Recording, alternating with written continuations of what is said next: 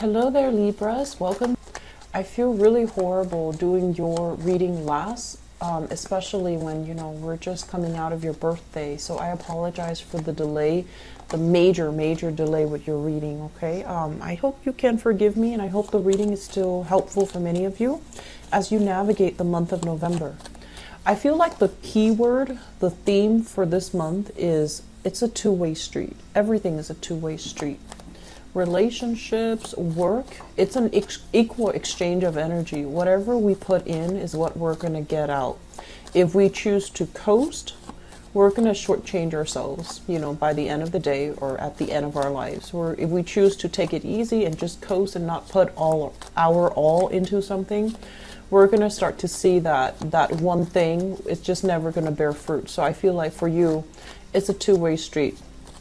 And then I'm also sensing as well, for many of you, there's this element here about, trying to fit somebody into a mold that is not, that doesn't fit them. So it's almost like idealizing a situation, wanting this perfect ideal, and then nitpicking, like, cherry picking and choosing items, people, situations to fit into that idyllic image.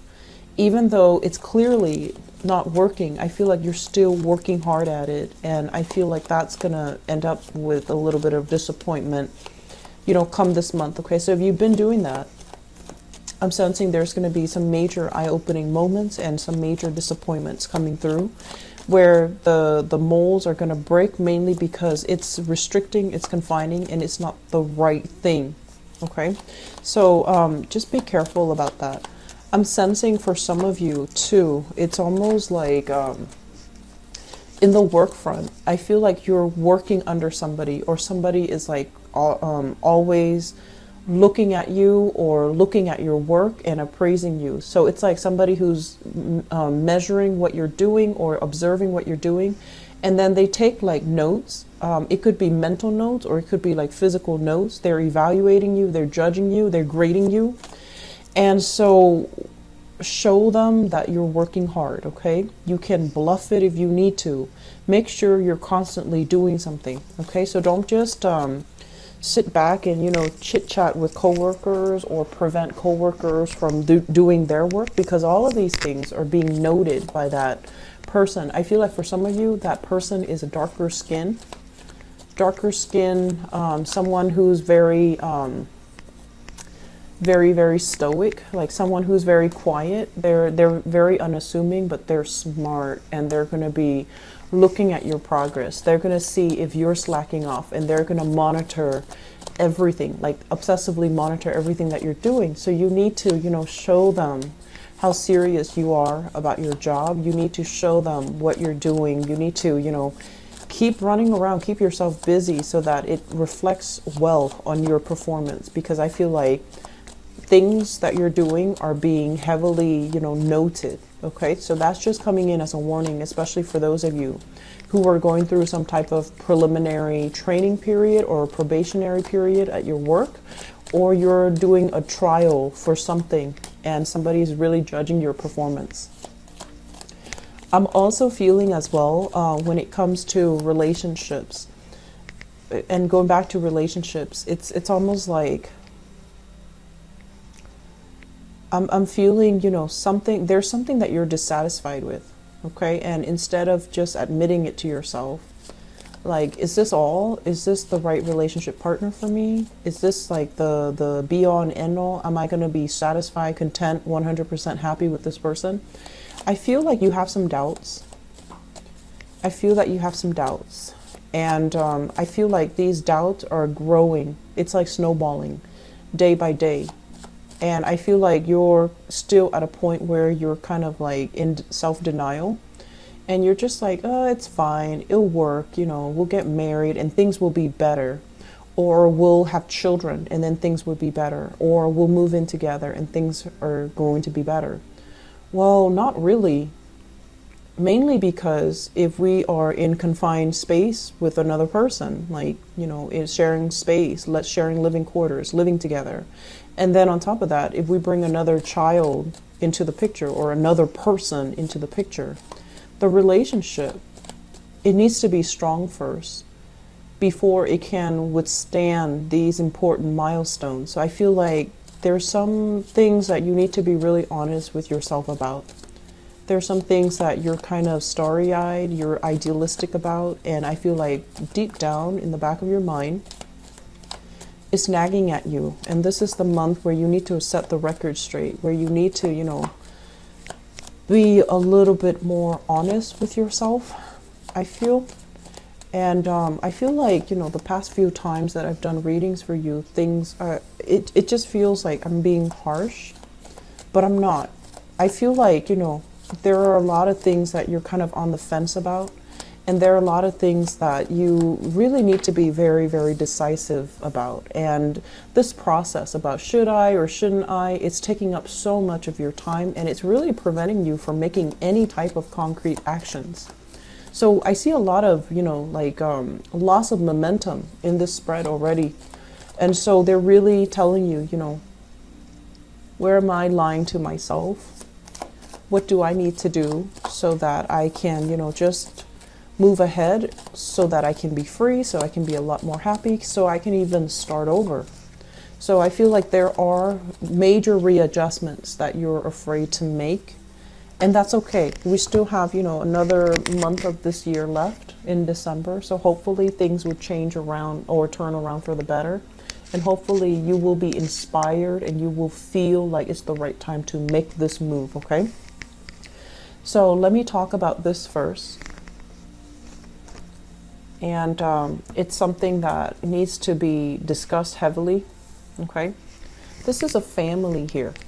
So whenever we have, like, you know, multiple cards, court cards of the same suit, it's usually some type of a family situation, okay? So we have here Knight of Wands, somebody who's being very, very reckless, evasive with their responsibilities. They kind of go through life as an adrenaline junkie, you know, like act first, ask questions later.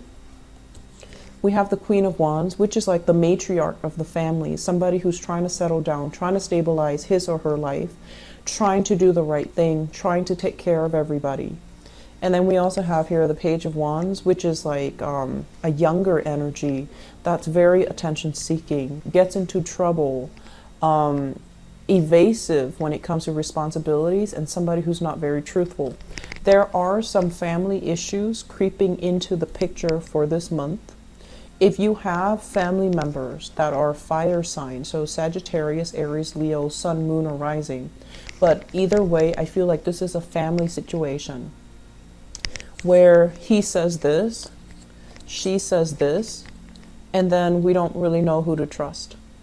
And I also feel like for some of you, there is, it feels to me like there is either a patriarch or a matriarch at stake who's trying to decide, you know, like who has like some money, and they're trying to decide, like they might have inheritance, they might have physical property, like assets, cars, houses, land, stocks, bonds, and then they might have just actual physical money, and they're trying to decide among their children, who should I give this money to? And I feel like everyone is scrambling for this one person's attention. And this one person is thinking more about the younger generation. So for example, if it's a grandma that you're dealing with and you're just like, why did she just overlook me? You know, did she not like me? It's not because of that. It's because she's thinking more about the younger kids and whether or not they have enough. So I feel like there is this energy here about everybody scrambling for a fixed piece of the pie, and it can create a lot of tension in the relationships between the children. It can create a lot of tension in the relationship between that family dynamics. So I do see a lot of people in blended families dealing with step parents, step siblings, step children, and you know, they're misbehaving, right? But people are misbehaving, but it's almost like your role, because it's complicated, you know, with blended families. Everyone's role is very it's not clearly defined. So on the one hand, you feel like I should do this, I should, you know, put these people in their place, but you feel like it's not really your place and you don't want to step on anybody's toes. And then likewise, you could be a father, you know, dealing with rambunctious children. And I'm sensing there's also, you know, movement, like wanting to change house, wanting to change location, wanting to do all of these things. But you might have, you know, shared custody and you can't really make a move. So it's very frustrating. It's very family oriented. And the family unit is incredibly unstable. It seems like there are too many people involved, too many mothers, too many children, too many fathers, too much energy contained in a very, very small environment. Tempers are flaring, and I also feel as well, for those of you who are not dealing with this in terms of blended families, I feel like you're trying to change your location, but there are restrictions. So there, you could be locked into a lease. You might have roommates and they're not ready to move when you're ready to move. And so you're waiting on decisions. You're waiting on things to finalize. You're waiting for somebody to give you a green light. And there is movement happening. People moving in, people moving out. And there's logistical concerns that needs to be worked out when it comes to the housing situation. So already I'm seeing a lot of that. And I believe, I forgot the placement. I believe this was here, and then this was here. Sorry if I'm misplacing them, okay? So there are a lot of things here. I believe it's like this. Yeah. So sorry, Libras. So there are a lot of things here that denotes to me like your sense of stability when it comes to your own foundation, where you need to be, who's there for you, where is home, where can you feel safe? Where can you feel, you know, loved and needed and wanted? All of these things are security-oriented issues. It's a major theme for this month. It's a major, major theme. And so I feel like, you know, a lot of the times, Libra, I feel like you don't really emphasize or you don't really place enough importance on how your free will affects situation. And with Aquarius, you know, they're so adamant about exerting their free will in their environment to try to change things. And they do it in a very dogmatic way. So their energy is like all over the spread. And then I don't know how Geminis do it. I'm not very familiar with the way that they act, but I feel like with Geminis, they know how to navigate, you know, the human interactions in order to get what they want. They know how to navigate those things, and they're very observant. So they know who to avoid, who to ask for help. But usually they do ask other people for help in order to get where they need to go. And they're very, very good and, you know, diplomatic about that. Whereas for you guys, I feel almost like what will be, will be. What other people decide, that's what I'm going to go with. So rather than exercising, you know, your own free will, staying ahead of the curve and really going out and kind of like making these decisions on your own, I feel like this spread is more about inaction. It's about lack of activity, lack of momentum, lack of free will, lack of like accountability. And I don't like to see this for you guys. I've seen it for a few months, and I don't like this energy because when we lack accountability and decisions are made for us, and then, you know, a few months down the line, we're not where we need to be, we blame other people, we blame other actors, we blame our circumstances on other things rather than taking accountability for our own actions and for getting us where we need to go. So I feel like that's the recurring theme here. And so once again, you really need to exercise your free will. You need to be a little bit more proactive, you know, about what do I need to change in my life? What areas am I not happy with? Is it the living situation? It very well could be here with the Four of Wands. Is it the family unit? Family is definitely supportive, but they're coddling you, they're babying you, they're treating you almost like children who can't, you know, take care of yourself. And that energy can really hold you back from becoming the person that you're meant to be. You know, if they're like constantly, oh, it's okay, or it's not your fault, you embody that energy where you go into the world and you feel like you can't, you're like behind the curve or behind your peers when it comes to doing things. And you're also, coddled so much where you're behind the curve when it comes to taking accountability of your actions, taking care of yourself, being independent, being strong, being able to, get yourself out of trouble.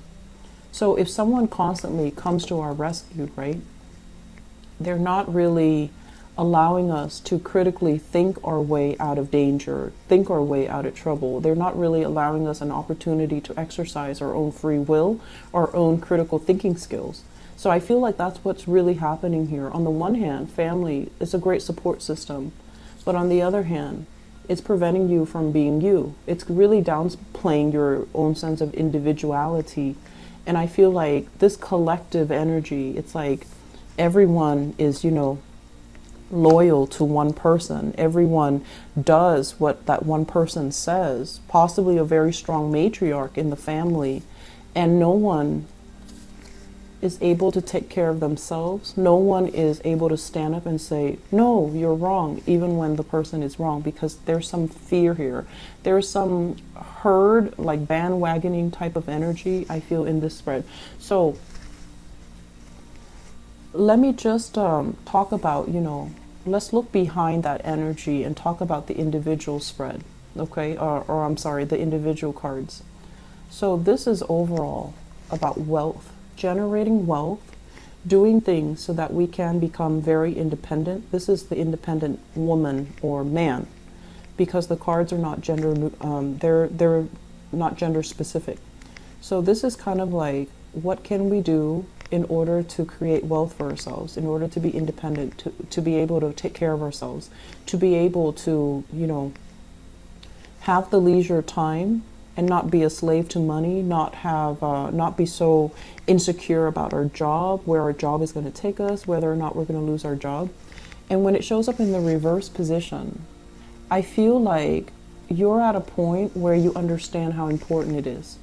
You're looking at other people that have all of these things, that have that stability, and you're just like, I want to be like that. And you're also looking at people who are very, very materialistic. They have a lot of wealth, they have a lot of prosperity, but they're not very happy. And so you're looking at both sides of the story or both sides of the equation, and you're just like, how do I reach that middle ground? How do I have enough without being a slave to money? So I feel like there are major themes here about, wanting to be self-employed, wanting to really looking into how can I make money work for me? How can I, have control over the work that I do so that I'm not constantly under somebody's supervision, somebody else's watch, and I'm not able to exert my independence. So I feel like many of you are flirting with big ideas here about, self-employment, which is very, very good. I feel like the problem, though, coming into the picture is this, the Page of Wands. People telling you that you can't really do it, like the naysayers. But also, it almost seems to me like whatever it is, whatever plans you have, whatever thing that you're trying to implement, the market seems to me to be saturated with the same people, the same industry. It feels to me like there are too many players. How am I going to be able to stand out? And so one thing you might want to look into, and I know I say this a lot in the readings, and it seems like very flippant, but I don't mean it to be flippant. Change your geographical location. If this is something you're passionate about and you feel like you have something to offer, but the market where you are in your vicinity is just saturated, change your location.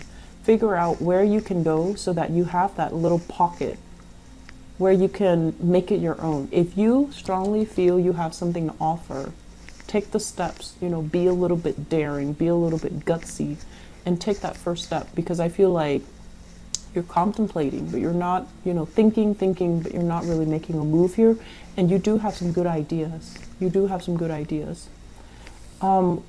What comes through here with the Seven of Swords is I do feel like there has been some type of evasive energy when it comes to your work environment. It's under a Pentacles card, okay?